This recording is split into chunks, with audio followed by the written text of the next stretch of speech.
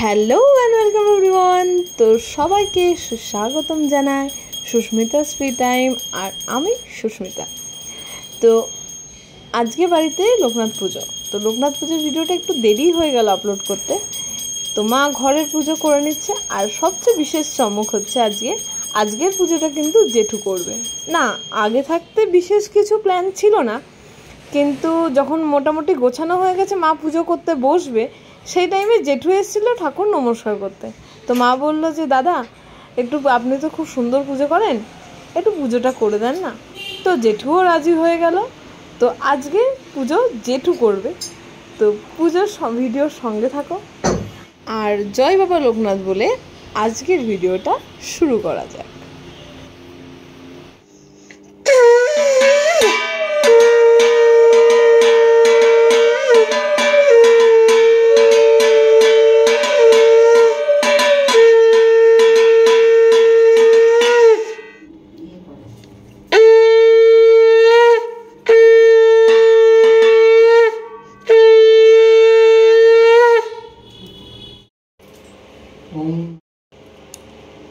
ओम विष्णु तद विष्णु विष्णु करुणा सिंधु दीनबंधु जगत्पति गोपीश गोपिकांत राधाकांत नमस्ते नमो ब्रह्मांड देवाय दीनो बंधु जगत्पति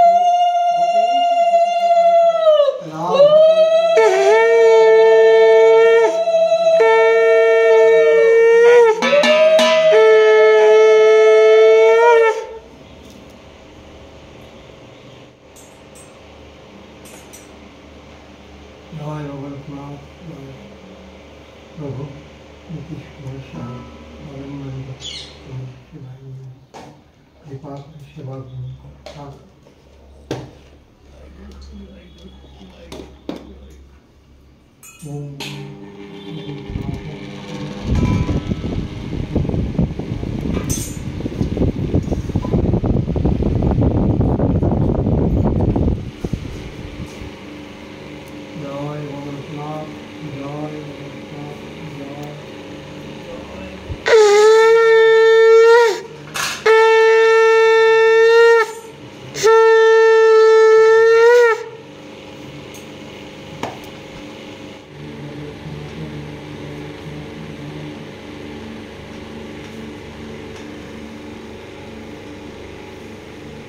ओम पुष्पे पुष्पे महापुष्पे पुष्पे पुष्प संभाव्य पुष्पे चायवपुण्य हरि पट स्वाहा ओम स्वाहा ओम स्वाहा ओम स्वाहा।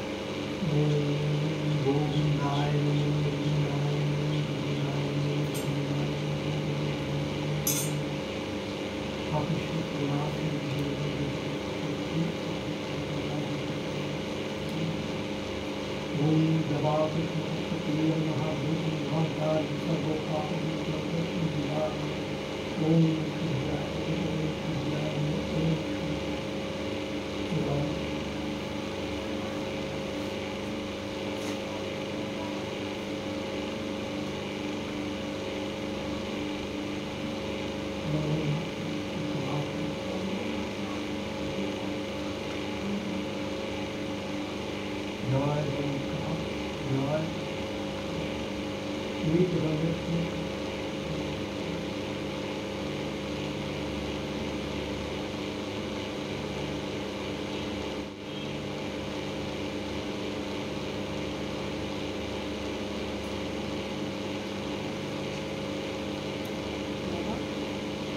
ओम नमः शिवाय ओम नमः शिवाय ओम नमः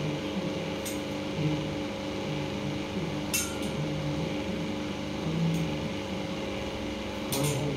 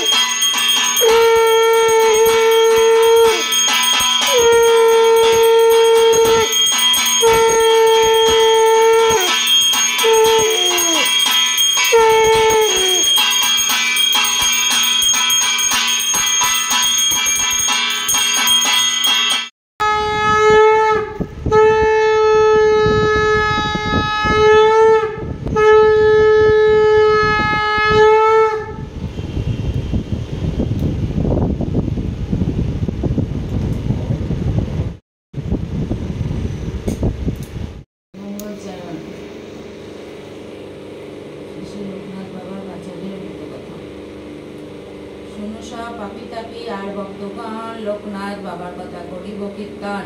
মহাযোগী লোকনাথ নামটি ধরায়, যে নামের সর্ব জীব প্রাণ পায়। সদাশিব তুল্য তিনি অতি দয়াবান, স্মরণে পরম গতি করেন প্রদান। যে ডাকে তাহারে তার পুষ্প তার পাপ দূরে যায়, অজ্ঞানতা দূরে যায় তার করুণায়। বেশভায় ধরিতা যুগল চরণ, অবশ্য সার্থকভাবে মানব জীবন আবির্ভাব। 24 পরগনা জেলা, পশ্চিমবঙ্গতে 84 চাকলা গ্রাম, মহকুমা বারাসাতে। শ্রীরাম নারায়ণ ঘোষাল তথায় বসিত, শ্রী কমলা দেবী তার ধর্মপতি সতী। একদা পত্নীকে বলে রামনারায়ণ, এক পুত্র তাহার হইল, পুত্র দিতে শ্রী কমলা রাজি না হইল। তারপর হলো যাবে লক্ষণ রয়েছে অঙ্গেতে। ভগবান গাঙ্গুলি থাকে গ্রাম কচুয়াতে, সংবাদ পাই আসিল দেখিতে। মহান পণ্ডিত অধ্যায়ী নিষ্ঠাবান, ব্রহ্মদেবে বিদ্যুদেহ জ্ঞানবান। ভগবান এইবার পুত্রে করিব প্রস্থান, রামনারায়ণ শুনিয়া মুদিত চিত্তে তুলে দিল লোকনাথে গাঙ্গুলির হাতে। লোকনাথ আর বেণী মাদক লয়ে ভগবান গাঙ্গুলি যায় আনন্দিত হয়ে। মুন্দিত মস্তকার দণ্ডলে হাতে, বেণুমাদক লোকনাথ পাখিলেন পথে। অবশেষে পীঠস্থান কালীঘাটে এসে, শিষ্যদের লয়ে গুরু থামিলেন শেষে। ঘন জঙ্গলেতে ভরা ছিল স্থান, চালা ঘরে ছিল মাতৃমূর্তি অধিষ্ঠান। এক দীর্ঘতালে গুরু আসন করিয়া বসালেন শিষ্যদের যতন করিয়া। বিভিন্ন সাধনা গুরু যে সেখান যতনে, শিষ্যদয় গুরু আজ্ঞা পালে সযতনে। কালীঘাটে কিছুদিন সাধনা করিয়া প্রস্থান করে গুরু শিষ্যদের নিয়া। জঙ্গলের মাঝে এক মনোরম স্থানে, শিষ্যদের গুরু আসেন সেখানে। এই স্থানে আরম্ভ যে হয়, সারাদিন উপবাস রাখতে শুরু খায়। গুরুদেব ভিক্ষা করে তিল দুগ্ধ আনে, সিদ্ধ করি শিষ্যদের খাওয়ান যাতনে। একাত্তরা বোধশাইবে কইল আরম্ভন, একদিন পরে মাত্র আহার গ্রহণ। এবার নীলাদ্রগত পালে সযত্নে, একদিন আহার 3 দিন অনুসানে। পঞ্চাহারে বোধবে আরম্ভ হইল, 5 দিন পরে একবার আহার পাইল। অন্নহারে বোধপাতন করে গুরুর আদেশে, এক পক্ষ পরে একদিন খায় শেষে। এই ব্রত শেষে মাসক ব্রত নেয়, একবার পরে একদিন মাত্র খায়। এই রূপে ব্রত আর সাধনা করিতে 40 বৎসর কাটে দেখিতে দেখিতে। গুরুর বয়স হইল 7 বছর, শিষ্যদের বয়স 50 বছর। দ্বিতীয় মাসক ব্রত এবে শুরু হয়, 2 মাস পরে মাত্র একবার খায়। পূর্বজন্ম সিদ্ধি দেখায় লোকনাথ পায়, জাতিস্তর হইলেন গুরুর কৃপায়। অতঃপর গুরু তার শিষ্যদয় লয়ে সাধনার জন্য আসিলেন হিমালয়ে। বরফে আবৃত সেই পর্বত শিখরে বসালেন শিষ্যদের সাধনার তারে। যত্ন করি শিষ্যদয় আসেন বসালো, আসনে বসালো। তারপর গুরুদেব আদেশ করিল, এখানে তপস্যা করো প্রিয় শিষ্যদয়, যতদিন ব্রহ্মজ্ঞান লাভ নাহি হয়। যত কিছু শিখিয়াছে আমি এতদিন, যা কিছু করেছি তত আচরণ এতদিন। তপস্যায় সেই সব সাহায্য করিবে, নিস্তরঙ্গ ব্রহ্মজ্ঞান নিতে লাভ হবে। ভয় নাই, আছি আমি তোমাদের পাশে, জেগে রাখো তোমাদের সিদ্ধি লাভ আসে। গুরুকে প্রণাম করি শিষ্য 2 জনে, তপস্যা করিতে তারা বসিল 2 জনে।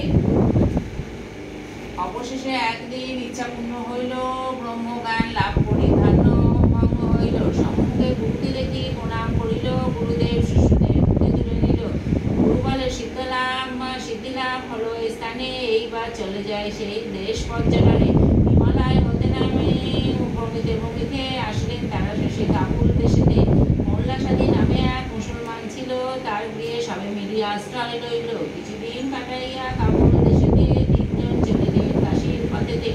গুরু ভগবান চিন্তা করেন অন্তরে, আর প্রয়োজন থাকিয়া সংসারে। মহাতীর্থ কাশীধাম অতি পুণ্য স্থান, বিশ্বনাথ অন্নপূর্ণা রয়ের অধিস্থান। মণিকর্ণিকার ঘাটে দেখেন আসিয়া শ্রী তৈলঙ্গসাগরী সেথা আছেন বসিয়া। শিবপুত্র মহাযোগী মহাকালিনী হিতলাল নামে সেথা পরিচিত তিনি। ভগবান গাঙ্গুলি তার নিকটে গিয়া শিষ্যদের পায়ে তার হাতে দিলেন তুলিয়া। তারপর গঙ্গায় স্নান করি সমাপন, বসিলেন ভগবান করিয়া আসন। গুরুর বিলম্ব দেখি শিষ্য 2 জনে গঙ্গা থেকে আসিলেন গুরুর সন্ধানে।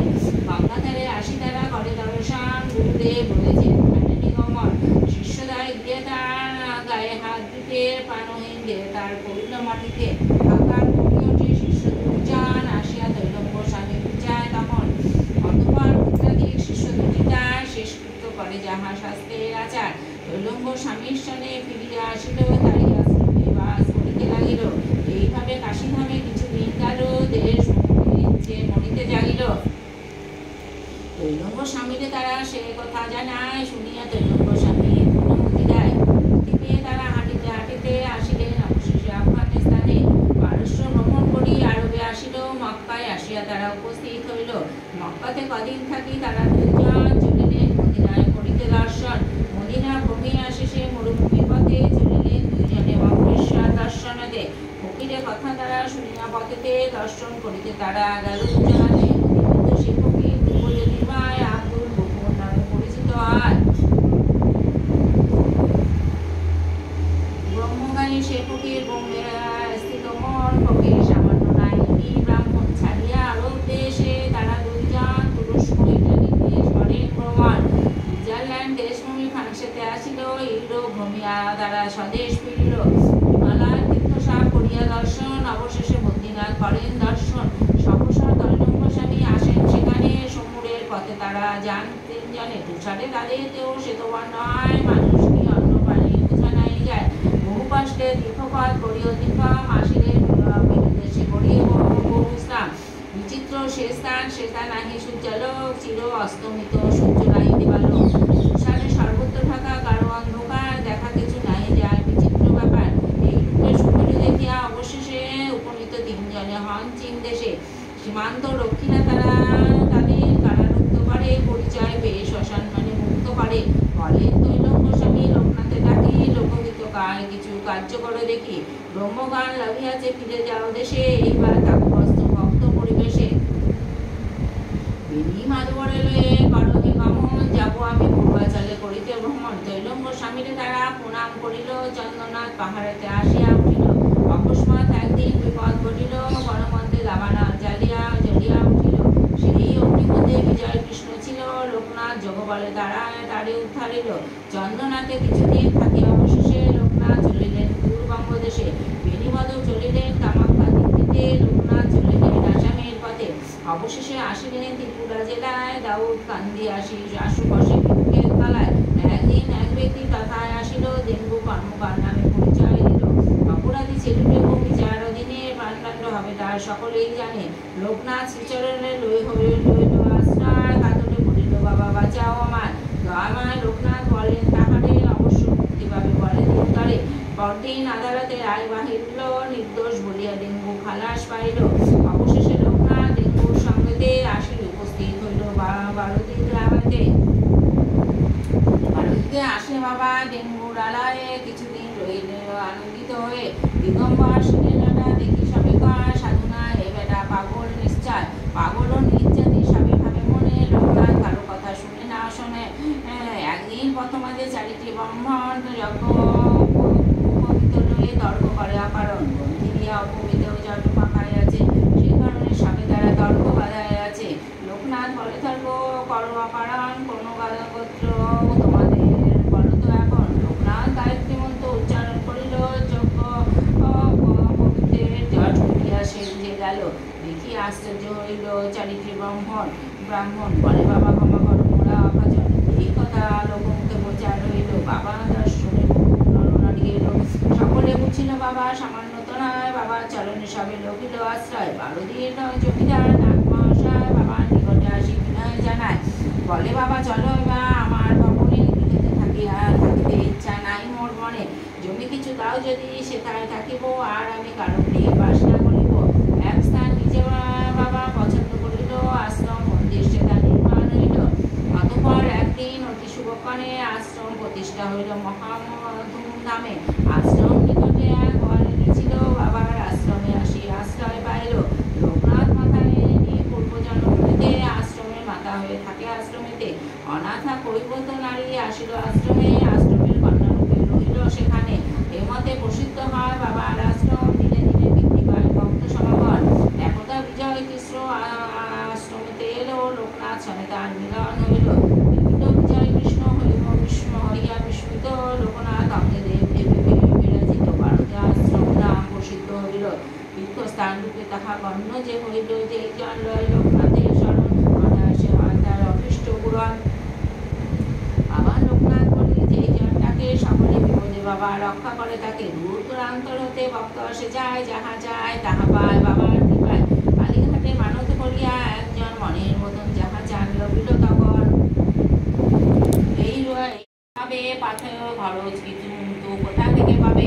সেই ব্যক্তি জানাইল আশ্রম মাতারে। মাতা সেই কথা গিয়া বলিল বাবারে। শুনি সেই কথা বাবা মৃত্যু মিশে কয়, মোর পূজা দিলে কালীঘাটে পূজা হয়। শুনি তাহা সেই ব্যক্তি আনন্দিত হলো, স্নান করে পূজা দিতে আশ্রমতে এলো। বাবার মন্দির যে প্রবেশ করিতে মহাকালীর মূর্তি সেটা পাইল দেখিতে। ভাওলের মা মহারাজ আশ্রমে আসিল, বাবার চরণে আসি প্রণাম করিল। বাবা তুলিয়া ফটো, রাজা ফিরে যায়। ফটো দেখি ভক্তগণ আনন্দিত হয়। মহাপ্রণামে দিন সমাপন, ভক্তগণ লাগি বাবা হন চিন্তান্বিত। সময় সমাপ্ত হয়ে আসিতে চাহায়, ভক্তগণে তবু বাবা কৃপা বিতরায়। মহাপ্রস্থানের দিন করি নির্বাচন, ভক্তগণ সঙ্গে করি নানা আলোচন। সে সময় মাস জ্যৈষ্ঠ গরমের দিন, 18 তারিখ, সেটা শনিবার দিন। একজন সাধু এলো সেই বড়দিতে, লোকনাথ শিষ্য রামকুমার নামেতে। বড়দিতে বাসায় ভক্ত যে বাবার প্রধান বয়সচন্দ্র ভট্টাচার্য নাম তার। বাবার চরণে আসি স্মরণ হইল, সাধনার কথা বাবা গানে বুঝাইল। শিষ্য ভক্তগণ সহ বাবা লোকনাথ নানা শাস্ত্র আলোচনা করে দিন রাত। সেদিন 19শে জ্যৈষ্ঠ আর রবিবার প্রাতে খোলা হইয়াছে মন্দিরে দ্বার।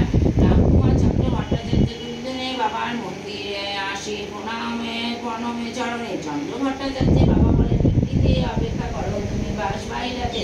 চন্দ্রক্ষেত্র গৃহাতারে তবে বাবার আদেশে মন্দির হইতে গিয়া বাইরিতে বসে। মন্দিরে রামকুমার গুরুদেব শনে নানা কথা আলোচনা করেন দুজনে। কিছুক্ষণ এইরূপ আলোচনা শেষে মন্দির হইতে রামকুমার সে আসে।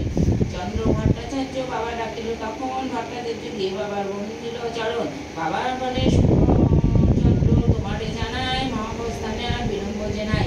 অতএব আমি শরীর ধর্মপথে সর্বক্ষণ থেকে স্থির। মোর কাজ যাহা ছিল সমাপ্ত হইয়াছে, মোর প্রয়োজন নিদ্রা সব পুরাইয়াছে। মরদেহে দাঁড়িয়ে সূক্ষ্ম দেহ যে ধরিবে, ভক্তগণ পাশে আমি সর্বদা রইব।